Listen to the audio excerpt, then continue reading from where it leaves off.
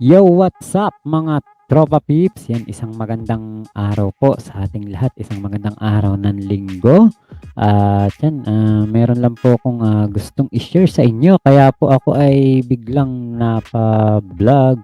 Actually, ako ay patulog na. Pero habang ako ay nagbo-browse sa aking cellphone, nagbo-browse ako sa Facebook, sa Instagram, napunta po ako sa isang hindi ko alam kung ano ba yun, grabe talaga sabi ko, grabe, grabe as in grabe, grabe, yan. Alam niyo ba papagrabe ka kasi, ah, napunta po ako sa isang ano, sa isang, tweet, yan. Actually napunta ako sa Twitter, ayan po, pakita ko po sa inyo, ayan yung Twitter. Actually kapag, pumunta ka sa Twitter at tinype mo yung Christine Dacera. Ayan. So, ayan yung mga top posts. Ayan. Andyan yung mga ano, andyan yung mga update dyan sa kanyang pangyayari kay Christine Dacera. Ayan, mga balita, mga update. So, andyan po, maraming update. Di ngayon, kapag po pinindot mo itong latest, ayan. Di ba? Ayan na yung latest. Ayan o. Kumbaga, parang ano, parang normal naman yung mga post, ayan, andyan yung mga post na tungkol kay, ano, kay Tin, yan, kay Christine. Ngayon, meron pong lalabas dito eh. Ayan. Ayun ang lumabas. Sabi ko, ha? Ano to? Kasi parang nagulat ako. Christine Dacera ang aking hinahanap na mga update. Tapos, ito, yung tweet nitong Jebby Essensol, yan. Excuse me. Ano nakalagay? How dare he? Because what? Sinas believe the video footage wasn't credible evidence. Yan, yung sabi. BS. Yan. PNP was so easy to point fingers at Christine Dacera's friends even without substantial proof, but this madman with a heinous crime caught on cam could potentially be saved. Ayan. Kapamilya Online World, yan. Look, Jonel Nuesca naghain ng not guilty plea hinggil sa kasong sinampa sa kanya. Naghain ng not guilty plea ang pulis na si Jonel Nuesca sa pagkaka sa mag-inang Gregorio. Ayon kay Attorney Freddy Villamor, abogado ng pamilya Gregorio. So, ayan na. Alam niyo po yung parang, ha? Ano? Di ba parang, ha? Langya. Di ba? Parang ganun eh.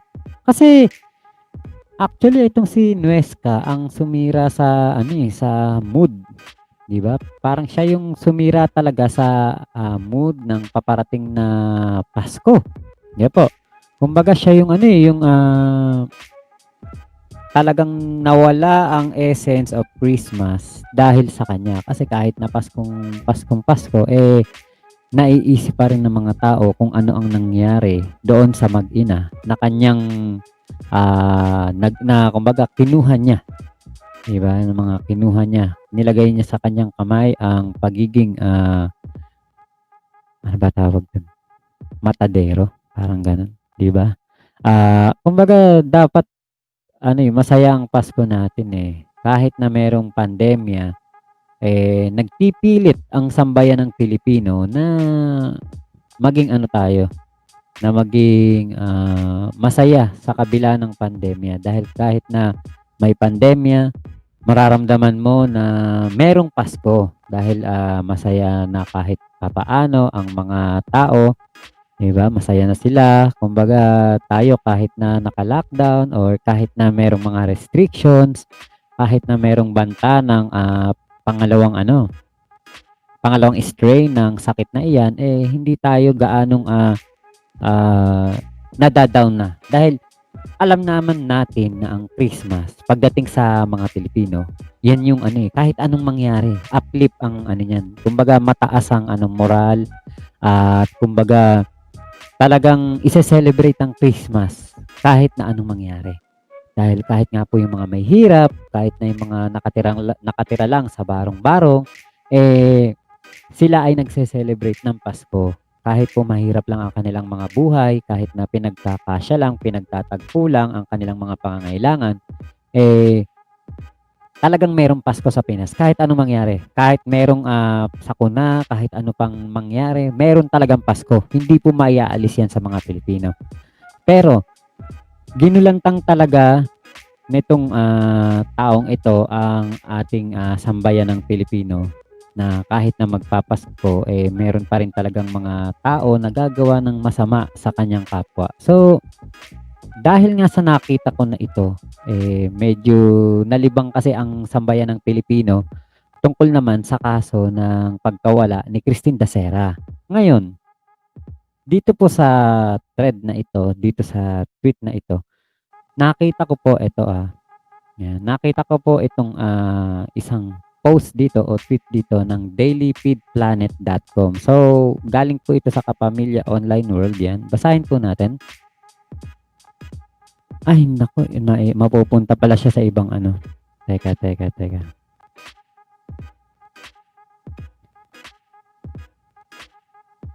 Eh, kunin na lang muna natin 'to. Ka-copy paste ko dito para lumabas lang po, kasi para ano makita din ninyo. Ayan,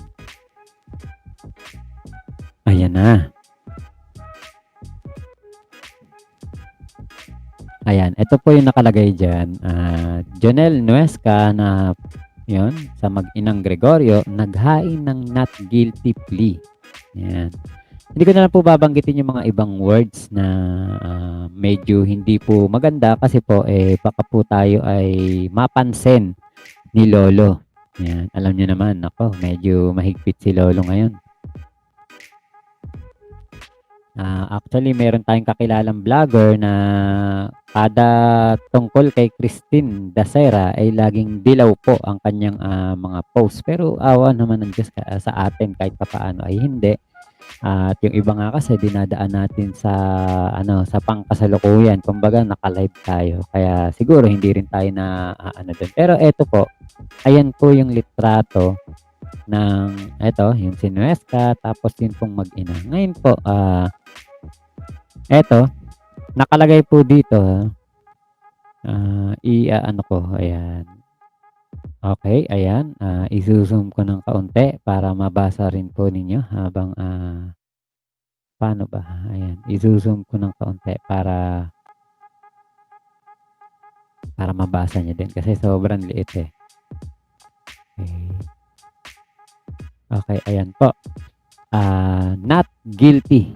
Ito ang inihain ng, 'yan, ng kriminal na si Jonel Nuesca matapos na hindi sumipot sa hearing ito. Actually, hindi pa naman siya, kriminal dahil, hindi pa naman siya nahahatulan, wala pa namang, kumbaga findings. Kumbaga para sa ating mga Pilipino kasi, yung video ay sapat ng dahilan para masabi natin na, mahusgahan natin yung tao. Pero, talagang dati kasi kahit na meron lang tayong makita, kahit kapirasong video, nahusgahan na natin yung tao. Pero ito talagang hayag na hayag at sabi nga ay crystal clear na ebidensya yung nakita natin na kumalat sa Facebook, sa lahat ng platform ng social media. Eh kumalat po ang video nito at naging viral.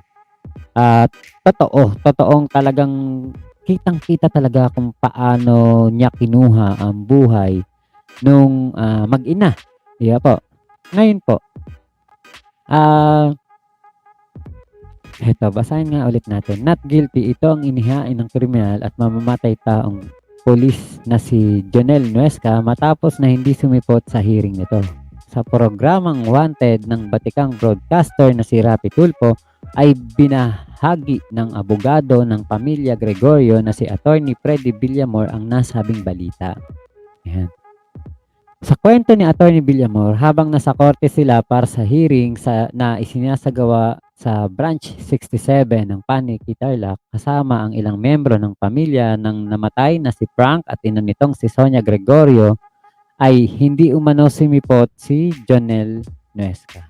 Yan. Dagdag pa nito na hindi nga sumipot si Nuesca sa kadahilanang sumasailalim pa ito sa quarantine. So, okay lang yun, kung yun ang proseso dahil, alam naman natin na merong ang proseso ng, yun patungkol doon sa quarantine, 'di ba po? So, naisagawa ang nasabing hearing sa pamamagitan ng video call at dito ay binasahan na umano ng demanda ng 2 counts of murder si Nuesca.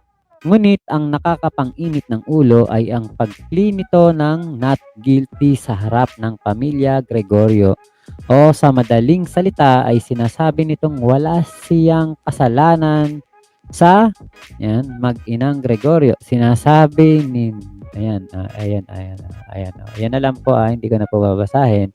Sinasabi ni Nuesca na wala siyang nilabag na batas sa yan po, niya sa walang kalaban-laban na mag-inang Frank at Sonia. Dahil sa pangyayaring ito ay walang kasiguraduhan ang pananatili sa kulungan ng suspect na si Nuesca. Lalo pat maging ang PNP chief na si De Bolsinas na ang nagsabi na hindi raw umano magiging malakas na ebidensya ang nag-trending na video ng pagbaril nito sa mag-ina. Ayon naman sa kaanak ng mga biktima, maraming witness ang handang tumestigo laban sa krimen, maging ang mga menor de edad na kumuha ng video sa nangyaring matatanda ang kalagitnaan ng Disyembre nang umalingaw sa social media ang video ng ayan po, ni Nuesca sa mag-inang Sonia and Frank nang dahil lamang sa pagpapaputok ng huli ng boga na ikinagalit ni Nuesca. Yun. So, eto ang reaction ko po dito. Ito pinagtataka ko Talagang nakakapagtaka po Saan ba talaga tayo lulugar? Yung merong crystal clear na ebidensya. Yung talagang ebidensyang malupit. Talagang yung makakapagpatunay na sa ilalim ng sikat ng araw, maraming tao, nangyari yung bagay na yon. Ngayon, sabi ng PNP chief ay hindi daw iyon sapat na ebidensya. And then, doon naman sa isang kaso na yung CCTV nga lang mismo ang nakikita natin at hindi natin nakikita kung ano talaga nangyayari doon sa kwarto, kung ano talaga nangyayari sa doon sa loob ng 2207 at 2209 kumbaga nabigyan na ng hatol o parang nasabi na kaagad na case closed. Samantalang yung nandoon na nasa ilalim ng sikat ng araw, nakitang-kita natin kung ano nangyari doon sa mag-ina, parang hindi pa tapos at hindi pa case closed at kumbaga parang dadaan pa pala sa butas ng karayom ang pagsasakdal dito sa sa nasasakdal na isang pulis. So, alam niyo po ang parang pag pinagkaanuhan natin, pag naisip natin kung ano ba ang pinagkaiba o ano ba ang pinagkamukha, 'di ba? Kung ano ang pinagkaparehas nitong nangyari na ito sa dalawang aksidente na ito, masasabi natin na magulo o hindi talaga maganda kung ano man ang nangyayari ngayon sa judicial na kumbaga diyan sa atin sa Pilipinas. Hindi maganda ang yung sa nahihirapan talaga yung damdamin ko. Hindi ko talaga alam nyo, hindi ko talaga lubos maisip na bakit kaya nasabi ng isang PNP chief na yung mismong video na yon sa ilalim ng araw, sikat ang araw na mangyari yon, maraming tao, maraming nakakita, hindi pa magiging sapat daw yung video para maging ebidensya. Ngayon naman dito sa walang ebidensya, walang makita na kung anumang kadahilanan At, yun nga lumabas nga sa autopsy na aneurysm ang ikinamatay, eh, naging case close. 'Di ba po? Parang ano ba talaga, saan ba talaga tayo pupunta, saan ba talaga tayo makikinig, sino ba talaga ang naglalabas ng totoo at tamang, balita, opinyon, konklusyon.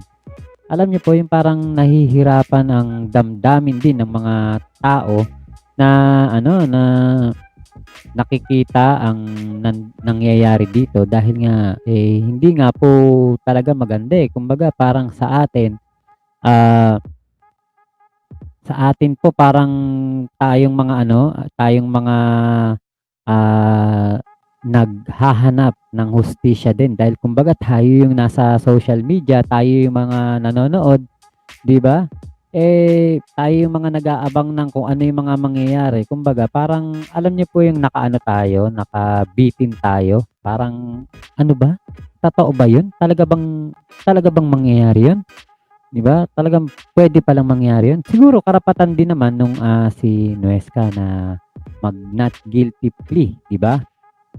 Pero kitang-kita doon sa kanyang video na talagang ginawa niya. So, parang yung sinabi niya na nagsisisi na siya doon sa kanyang ginawa, 'di ba? Merong mga lumabas na balita niya na nagsisisi na daw itong taong ito, pero ngayon ngayon biglang, hindi na siya nagsisisi parang gano'n, 'di ba?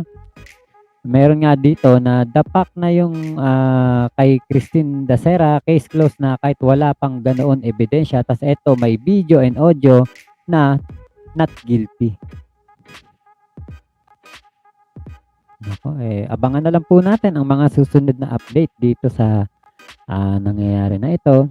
Dito kay, Jonel Nuesca dahil, sabi nga ni Tatay Digong 'di ba, ah, hindi niya hahayaan na makalaya pa yung, gumawa ng, pagkakamali na itong si Nuesca. Sinabi niya 'di ba na, sinabi ni Tatay Digong na talagang kahit siya ay napailing sa ginawa ng, tao na ito at sinabi nga na makakamit ng pamilya Gregorio ang hustisya. Pero kung ganito na ang isang, PNP chief pa mismo ang magsasalita na hindi sapat yung video o kung parang nakukulangan pa siya doon sa video na iyon, ano kaya ang mga susunod na mangyayari? Kasi talagang talagang alam niyo po yung nawindang ako, yung inaantok na ako, sa totoo lang maaga akong matutulog dahil, kami po ni Joy ay may lakad ngayong araw ng Linggo. Alam niyo yung nawala yung antok ko, nawindang ako, "Ha, puwede pala yun." 'Di ba, parang hindi ako makapaniwala. Kaya nga po, kung ano naman po ang mangyari, aabangan natin ang mga update niyan dahil, kumbaga nalibang tayo dito kay Christine Dacera. Haya naman at, ayan naman yung ginawa nitong si Nuesca. Naku, abangan na lang po natin ang mga susunod na update at maraming salamat po sa inyong, pakikinig. At kung ano man po ang inyong opinyon, mag-comment lang po kayo diyan sa baba. Please po, mag-comment po kayo diyan. Open po kayo mag-comment diyan kung ano man po ang opinyon niyo laban dito laban dito, wag hindi pala laban dito, patungkol po dito kay, Nuesca na naghain ng not guilty plea. 'Yan. Maraming salamat po. Kita-kits po ulit tayo sa susunod ko na live at siyempre po kita-kits po ulit tayo sa susunod ko na vlog. Ang akin pong kasunod na vlog tungkol naman po sa ina ni Christine Dacera na nakita ko din na parang hindi ko rin maipaliwanag. Panoorin niyo na lang po. Maraming salamat po. God bless us all. What's up mga tropa pips?